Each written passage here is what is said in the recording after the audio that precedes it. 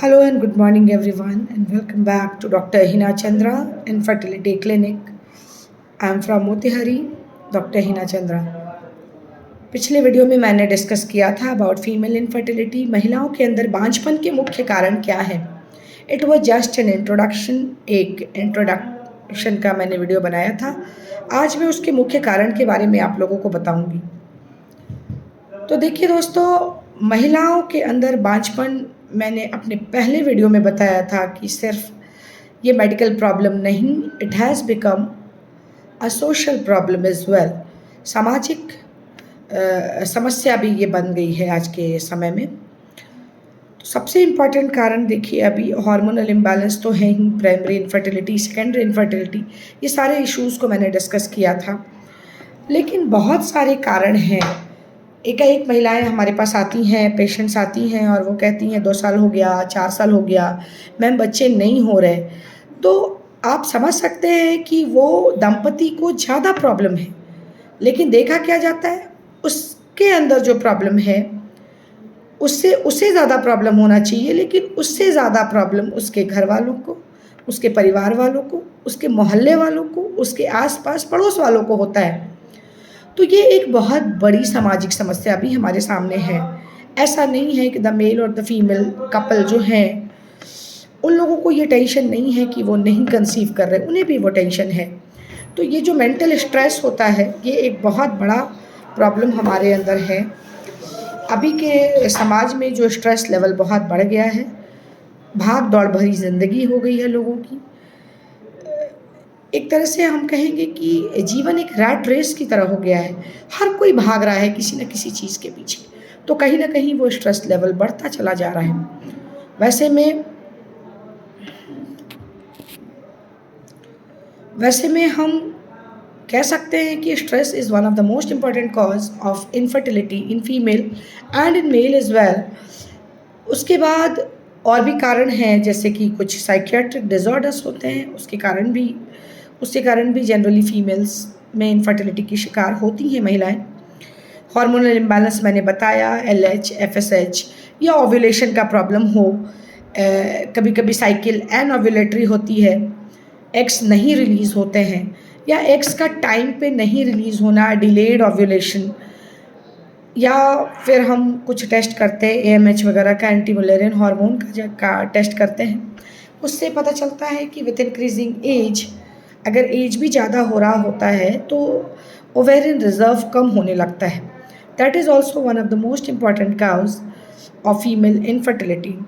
अगला मैं बोलूँगी ट्यूबल डिसफंक्शन। बहुत बार ऐसा होता है, बहुत बार पेशेंट्स आते हैं एंड किसी भी तरह का कोई प्रॉब्लम उन्हें नहीं होता है। वो कहते हैं मुझे किसी तरह का कोई प्रॉब्लम नहीं है, लेकिन फिर भी हम लगातार प्रयास कर रहे हैं लेकिन कंसीव नहीं कर रहे हैं, और जितने भी हम टेस्ट करते हैं उसमें भी देखते हैं कोई प्रॉब्लम नहीं है। तो बहुत बार समस्याएं आती हैं ट्यूबल डिसफंक्शन। यूट्रस के दोनों तरफ 2 फेलोपियन ट्यूब्स होते हैं। वो फेलोपियन ट्यूब जाकर ओवरीज में खुलते हैं, वहाँ से ओवरीज से एग्स को कैच करते हैं टू एंड फ्रो मोशन के द्वारा, और एग्स उसके अंदर आता है। और जब they meet with their counterpart, वैसे में क्या होता है कि स्पर्म्स आता है और eggs and sperms they get fertilized, और उसके बाद वो प्रेग्नेंट हो जाती है। तो जनरली जब ट्यूब में किसी तरह का ब्लॉकेज होता है, जिसके लिए हम एक टेस्ट करते हैं जिसको HSG कहते हैं, hysterosalpingography. Hystero is for uterus, salpingo is for fallopian tube. हम यूट्रस और फेलोपियन ट्यूब के पेटेंसी को चेक करते हैं, whether there is some kind of blockage और नॉट। तो ट्यूबल डिसफंक्शन को भी लैप एंड डाई टेस्ट से भी हम चेक करते हैं। ट्यूबल डिसफंक्शन या ट्यूबल ब्लॉकेज जो भी हम कहें, that also has many causes behind it.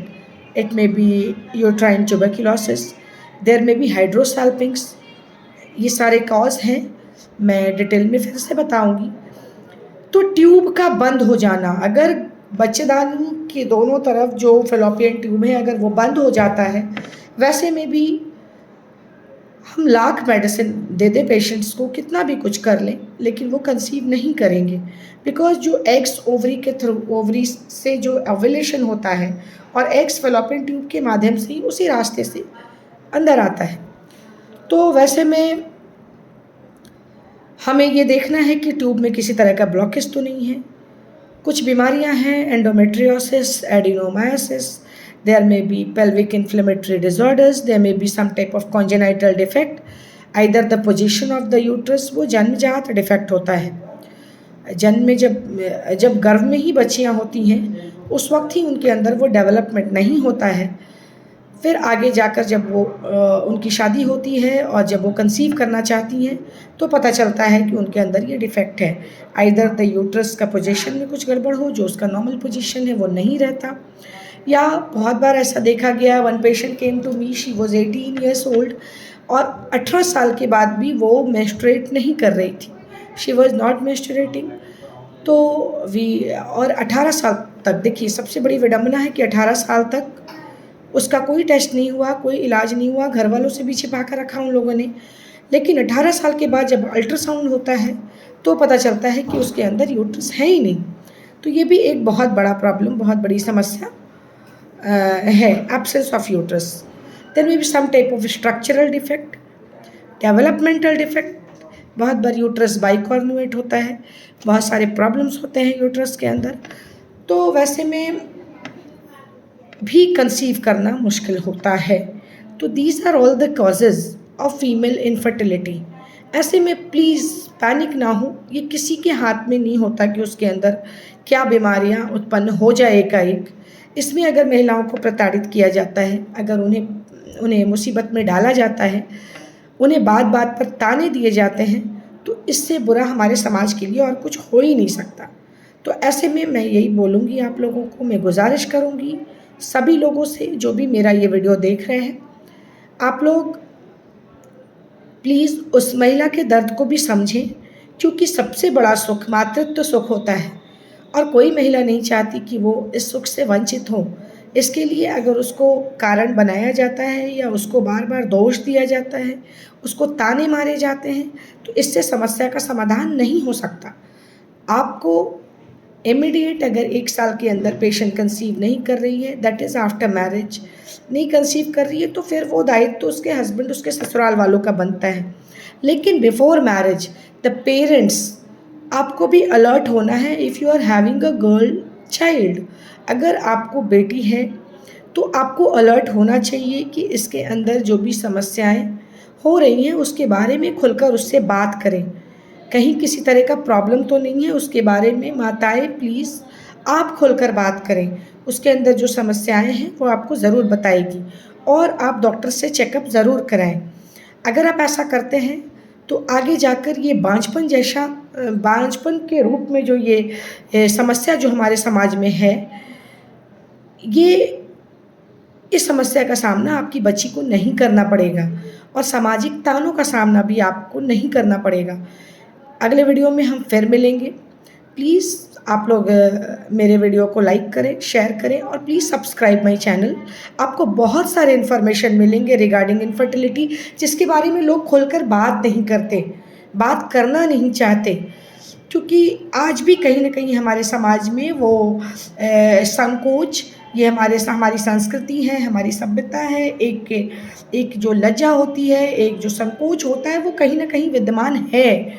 तो ऐसे में हम डॉक्टर्स अगर मुखर होकर नहीं बोलेंगे तो लोग नहीं समझेंगे। अगर जो भी यहाँ के लोग या जहाँ तक भी ये वीडियो जाता है वो देख रहे हैं, तो प्लीज़ इस चैनल को सब्सक्राइब करें और मैं आगे और भी इंफॉर्मेशन आपको दूंगी। अगले वीडियो में मैं इनफर्टिलिटी के ट्रीटमेंट के ऊपर बात करूंगी। उसके बाद बहुत सारी प्रॉब्लम्स जो हमारे सामने हैं, मैं IVF के ऊपर भी बात करूंगी, IUI के ऊपर भी, जितने भी मॉडर्न साइंस एंड टेक्नोलॉजी में एडवांसमेंट हुआ है उन सभी चीज़ों के बारे में मैं आपको ज़रूर बताऊंगी। मैं प्रेगनेंसी, डिलीवरी, लेबर पेन, इन सभी चीज़ों के बारे में बताऊंगी अपार्ट फ्रॉम इनफर्टिलिटी।